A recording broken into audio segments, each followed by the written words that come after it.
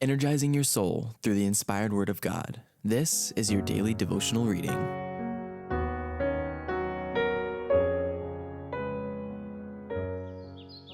This Day with God, a devotional by Ellen White, July 10th. To God be the glory. Not I, but Christ, be honored, loved, exalted. Not I, but Christ, be seen, be known, be heard. Not I, but Christ, in every look and action. Not I, but Christ, in every thought and word. To God be the glory.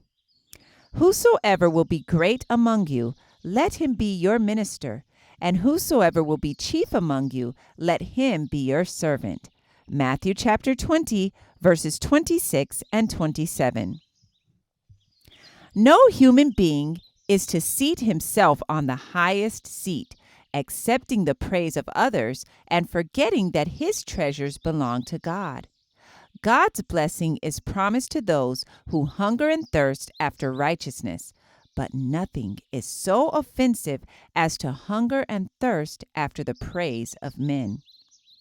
When the Lord weighs in the balances of the sanctuary the actions of those who have striven to be first, when they see how he regards such strife, they will bow low at his footstool, ashamed of their course of action. All cannot be first, all cannot be masters. Walk humbly before God, acknowledging him as your master. It is a great misfortune to be unable to see in others higher excellencies and powers of greater usefulness than in yourself.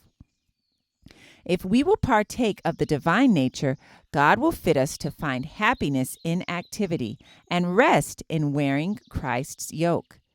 Using aright the powers God has given us, praying, waiting, watching, and working, wearing Christ's yoke and learning daily of him to be meek and lowly of heart will bring great joy into our lives.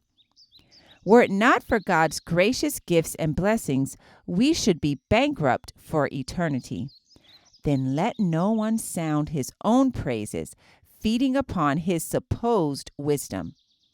If his talents were of his own manufacture, there would be some consistency in self-praise. But man has nothing of his own. Let us not reveal our lack of true wisdom by exalting self. Let us bow low in humility at the feet of him who has entrusted to us our talents.